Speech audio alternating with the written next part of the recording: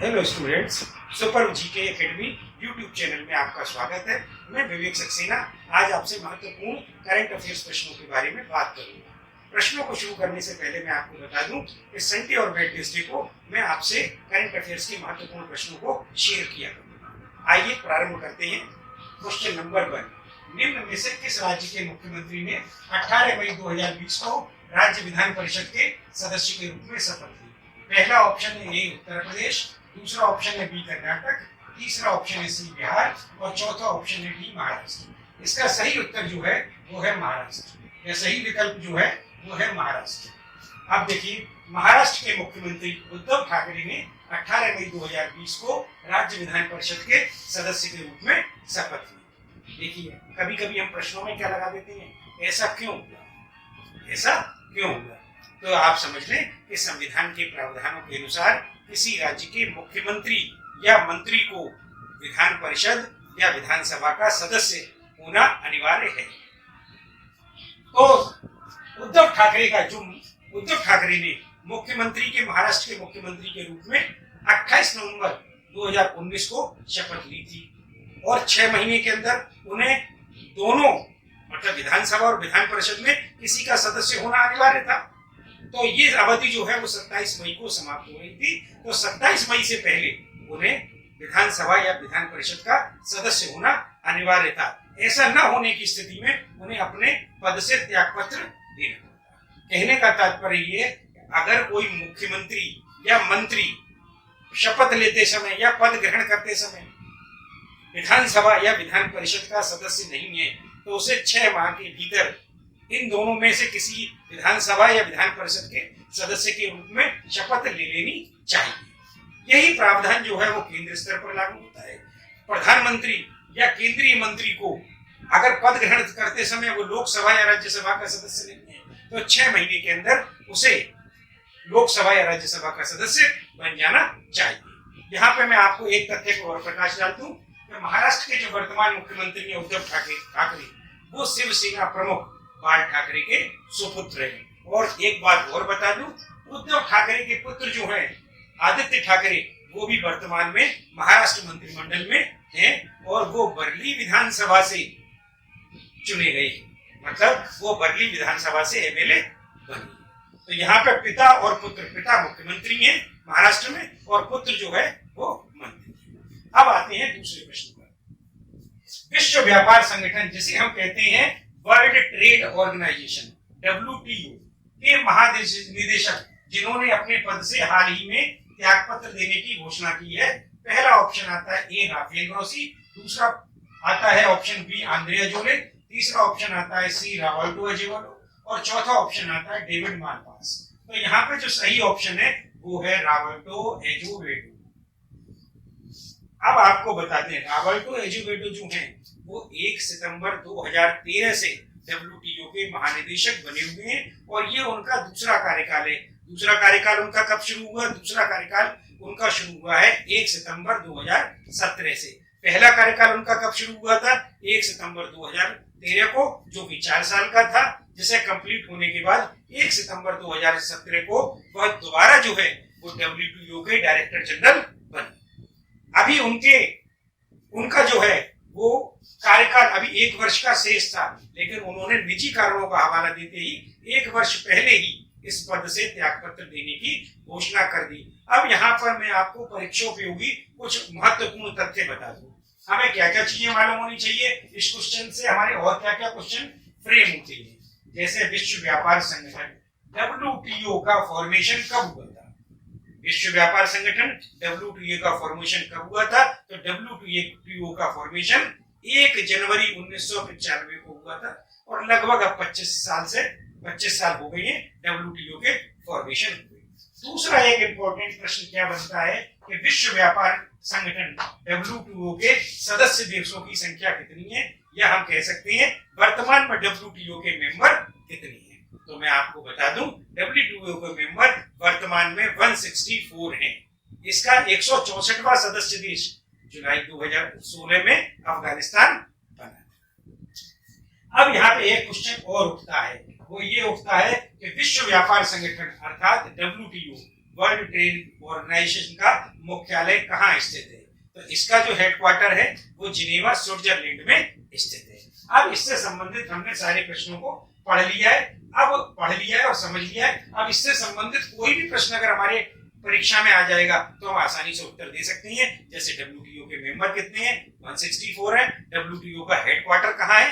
Geneva Switzerland में है। ठीक है। और WTO का फॉर्मेशन कब हुआ था?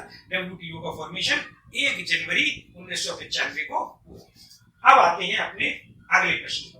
भारत में लॉकडाउन 4 की अवधि की अंतिम तिथि क्या है? ऑप्शन ए 5 जून, ऑप्शन बी 1 जून, ऑप्शन सी 31 मई, ऑप्शन डी 27 मई। इसका जो ऑप्शन सही है वो है 31 मई।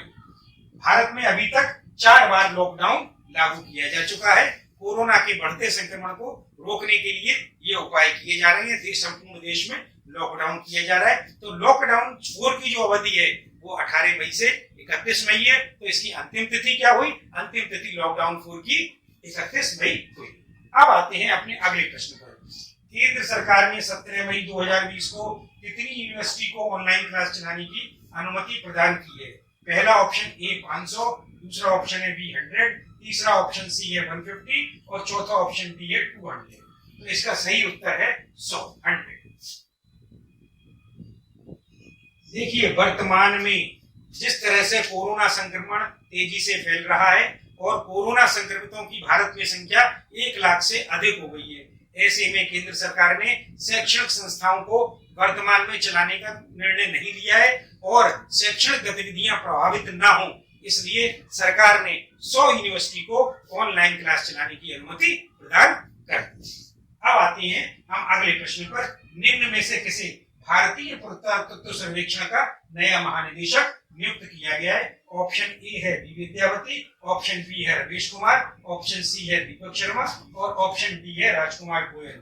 यहाँ पर जो सही उत्तर है या सही ऑप्शन है वो है बी विद्यावती। भारतीय पुरातत्व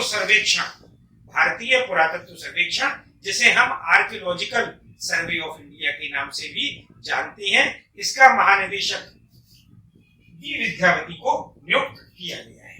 डी विद्यावती वर्ष 1991 बैच की कर्नाटक कैडर की IAS अधिकारी हैं।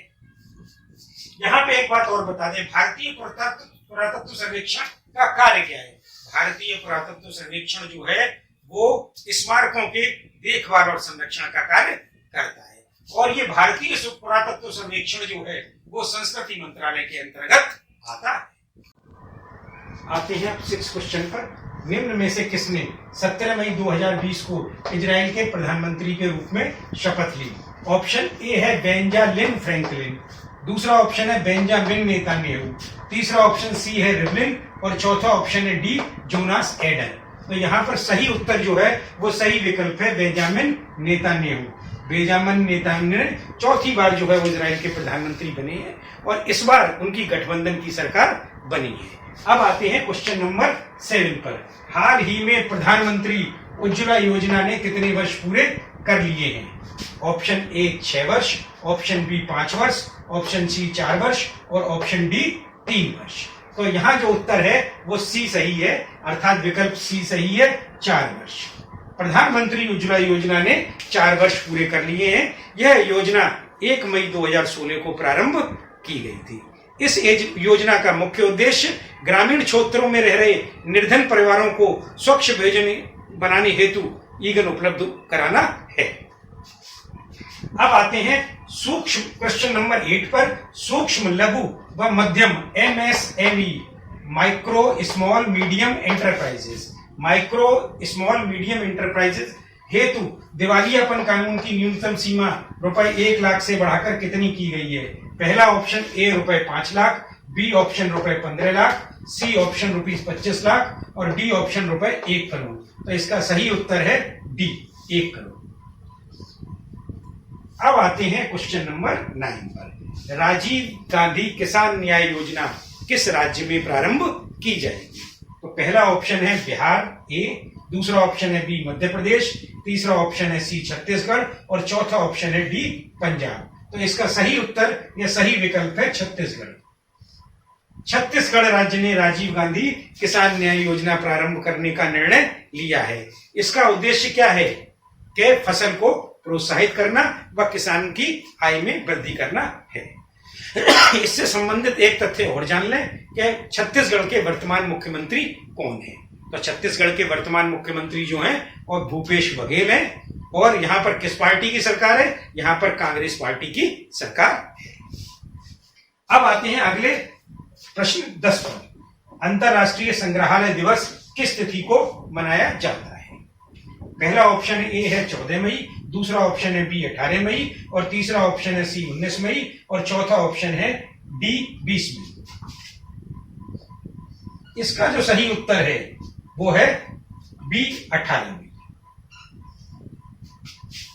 समाज में संग्रहालय के प्रति जागरूकता बढ़ाने के लिए प्रतिवर्ष 18 मई को अंतरराष्ट्रीय संग्रहालय दिवस मनाया जाता है, और इस दिवस को मनाने की शुरुआत वर्ष 1983 से हुई थी। तब से यह दिवस जो है वो प्रतिवर्ष मनाया जाता है। यदि आपको यह मेरी वीडियो पसंद आई हो तो इसे लाइक और शेयर करें, साथ ही मेरे चैनल को सब्सक्राइब भी अवश्य करें। इसके साथ ही मेरे अगले वीडियो की नोटिफिकेशन प्राप्त करने के लिए नीचे दिए गए बेल आइकॉन को क्लिक करें। धन्यवाद।